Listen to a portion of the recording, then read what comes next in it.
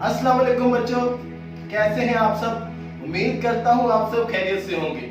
आज हम एक नज्म सीखेंगे, चंदा मामा।